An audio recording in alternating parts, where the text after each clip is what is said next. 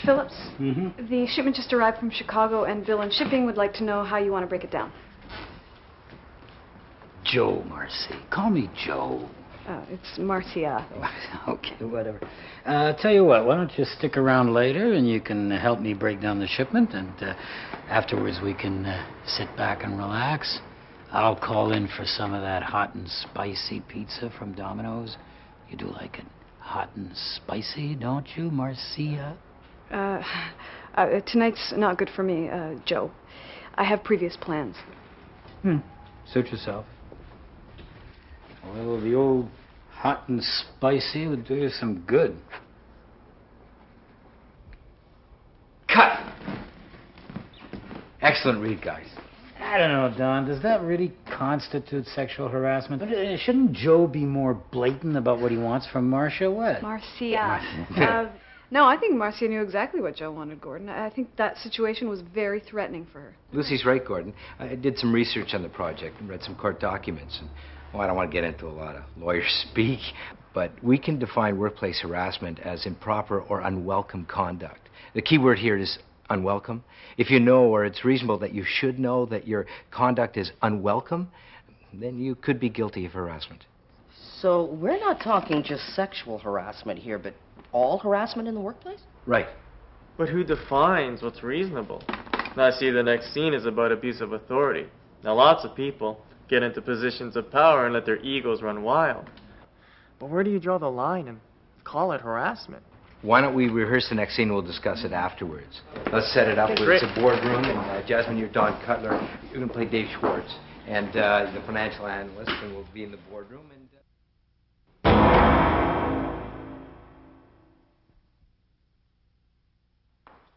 Okay, people, listen up. I've just come from a senior managers meeting. And let me tell you, it was embarrassing. Boy, this department's got a long way to go to get up to speed with the rest of the organization. And on top of that, last night I was forced to read this piece of incoherent garbage, which our so-called financial analyst calls a monthly report. Is this your best work, Dave? Well, Because if this is the best you can do, the fact that your sorry butt is still warming a chair in this company after 18 years doesn't say very much for my predecessor. Well, but Dawn, if you'll just give me some direction... You know something? You are one very strange man, Dave. Have you ever thought about getting professional advice? You don't work well in a team. Your computer skills are primitive. Your work is always late, and you spend half the day in the bathroom. I don't know what you do in there. You're going to do this report over, Dave. And you'll do it by the end of the day. But, Dawn, I thought you wanted the quarterly figures today. Julia, why don't you do the quarterlies? I can't trust you with anything important. This meeting is over, people. And cut! Excellent. It was really strong. Oh, I mean, Dawn's behavior was completely unreasonable. I mean, she humiliated Dave in front of his co-workers. I mean, she just lost it. If anybody treated me like that, number one, I would be so demotivated, and number two, I would start looking for another job. Number three, I'd punch Dawn in the nose. Okay, I agree with everyone that a case like that is pretty clear. But I once worked in a job where the harassment was a lot more subtle. It was more like the atmosphere was poisonous. At this place, one of the supervisors would say good morning to everyone, except this one woman. Her name was Anne. He would deliberately exclude her from conversations. He'd cut her off when she talked at meetings, or make a face that showed that he thought that she was just an idiot.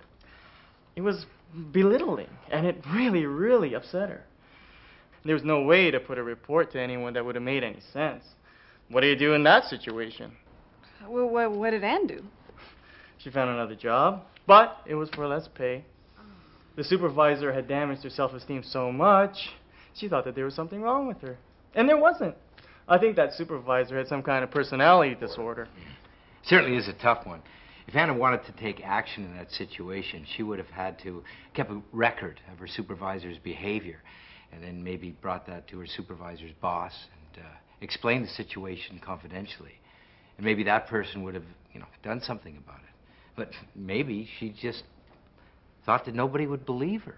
Because the harassment was indirect. Well, it sounds like that was a pretty bad place to work. It was. A lot of people left after that. I think we can see how hard it is to define harassment. I mean, everybody knows that what Anne's boss did was wrong. But I mean, the added burden for the organization was the effect on the morale, the productivity, and the profitability of the company. So, why don't we move on to the next scene? Okay, we're off to the cafe.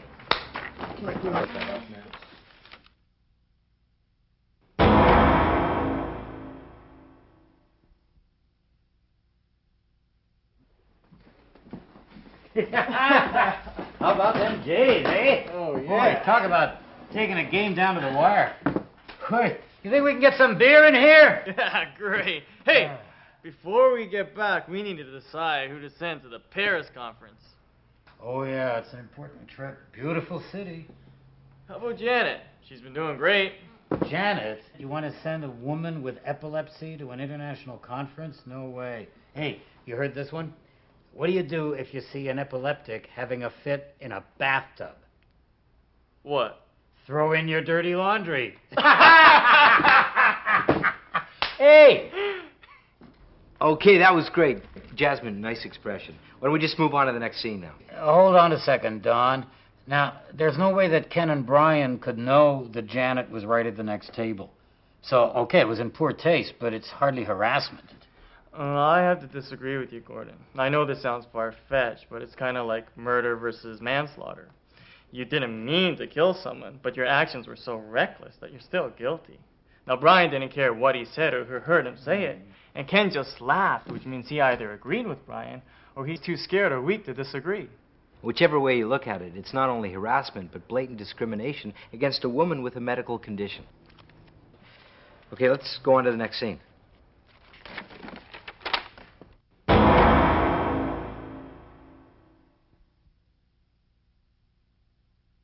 Well, Paul, I want to thank you for helping me with this.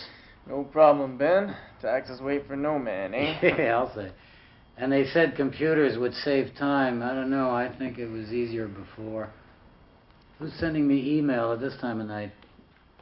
I don't recognize this email address. Open attachment. Oh!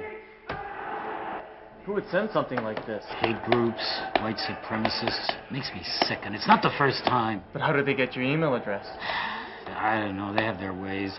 Somebody who knows I'm Jewish could have sent it to them. You mean someone from inside the company? I don't know. Well, I'll tell you, Ben. We're going to get to the bottom of this. Cut! That was good, guys. Really great. I've kind of had a similar experience. I worked in this office, and someone had copied a pornographic picture from the internet and emailed it to all the women in the department. Did they find out who did it? Yeah, the guy wasn't very smart. He left his return address on the emails. Oh, and then he said it was just a joke. It's never a joke when it's unwelcome or improper. You know, electronic harassment's becoming more and more common. I bet you this company has a clear policy on harassment now. Oh, yeah, they sure do. Well, that guy was just suspended for a while, but they make it very clear now that any kind of harassment, including phone, email, and internet, is going to get you fired. Good. Why don't we move on to the next scene?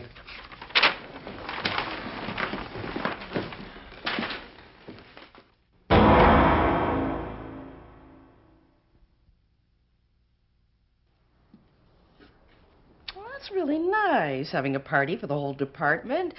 Are you sure you want to have it at your place? Oh, yeah, I got so much help from everyone on the Vancouver bit. It's the least I can do. Plus, it'll be fun. I think we should invite the new mailman. He's kind of cute. Ooh, Patricia Ryan. What? It's Ted Sproutley, the guy who lives with his mother. Good morning, ladies. How are we doing today? Fine, thanks, Ted. Oh, yeah, just fine, Ted. I'm really busy, though. Yeah, always lots to do. Well, nice catching up. Bye. Bye, Ted. Bye. God, do you think he knows about the party? Oh, I doubt it. We really don't want Ted there, do we? I gotta figure out a better way to do this. Maybe I can get an email list together. Yeah. Cut. Great, guys. Look, I guess we can see that it's not only insults and threats that constitute harassment, but deliberate exclusion from workplace social events or assignments, even normal conversation. Okay, I agree that it's real mean what we just did to Ted. But I don't think anyone's going to haul you up in court and say that that's harassment. I think you'd be surprised. I mean, if Ted or the person can show a pattern of deliberate exclusion, not just a one-off, they just might have a case. Yeah, besides, I mean, this is stupid. It's just childish schoolyard behavior, you know? Well, I don't know, Gordon. I mean, I think maybe they're just some people who give you the creeps. But Ted wasn't doing anything creepy. He just looks and acts a little out of the ordinary. We have to accept a little diversity in the workplace, you know. Right. Okay, let's move on to the next scene, the ad agency one.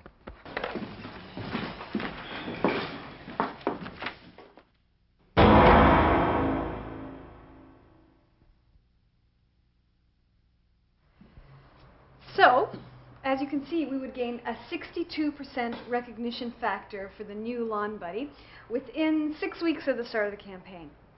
But we'd have to start work soon so that we could be ready for the spring when the consumer is just starting to think about gardening. And that's it. So do you have any questions, Mr. Cantos? I think it's a great campaign. I mean, don't you just love that bit with the leprechauns on the lawn, buddy? It's great. I have never seen such a second-rate piece of work in my life. Leprechauns. We're trying to sell a lawn trimmer here. We're not chasing rainbows. I mean, I should have known as soon as you assigned this trainee to my account that I wasn't being taken seriously. Why I didn't fire you then and there, I'll never know. Mr. Cantos, I'm really sorry that you're not happy. Not happy? Miss Whitman is barely out of diapers. She's been on the account for 3 months, and it's obvious that she doesn't know anything about my company. She doesn't know anything about the lawn equipment industry.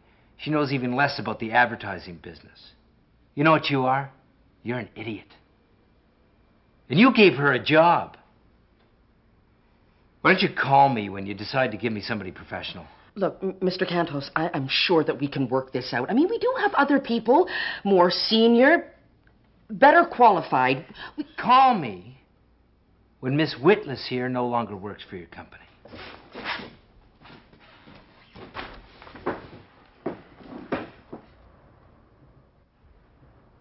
Why didn't you stick up for me? Well, you told him that you thought it was a great campaign. Look, he's one of our biggest clients, okay?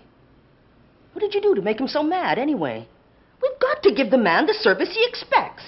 The service he expects is for me to sleep with him. He hits on me practically every time we have a meeting. Why didn't you tell me? Because it was my big break.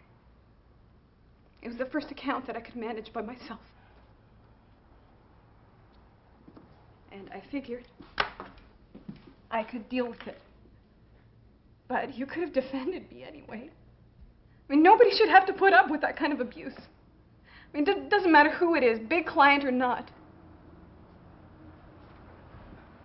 Cut. That was terrific. So you see what I'm after with that character, Gordon? Yeah. Well, come on.